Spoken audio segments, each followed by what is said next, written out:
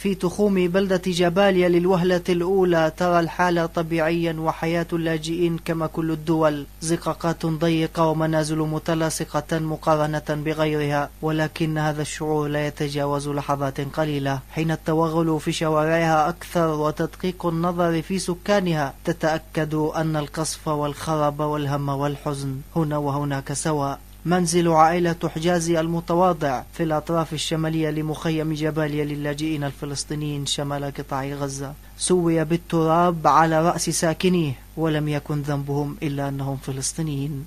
طفلين ووالدهم أصبحوا في ذمة الله، ووالدتهم في وضع لا تحسد عليه. هذا ما تبقى من العائلة. مصطفى 17 عاما يفخر بالشهادة والشهداء فداء لله وللوطن.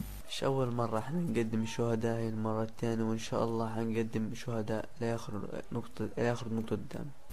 أما الفتى أشرف صاحب 13 ربيعا يتمنى الشفاء لأمه لتعود إلى رغد الحياة وإن كانت ناقصة. كان نفسي استشهد، لأنه الواحد لما يستشهد ربنا بيغفر له على الجنة، لأنه من العدو ربنا يشفيه إن شاء الله، يرجعنا إياه بالسلامة وتبدأ حياة جديدة وترعانا زي ما كنا بالأول. نفتخر إنه يكون إلنا أبو وإخوة، وإحنا قدمنا في 2008 شهيد، وحنضلنا نقدم إن شاء الله شهداء. ومع هذا وذاك تكون الابتسامة لسان حال البقية، وفي كل حين يكون الصبر والدعاء سلاح الضعفاء، ولأنه فقط قطاع غزة تكون الحياة خماصا وإلى ربهم بطانا.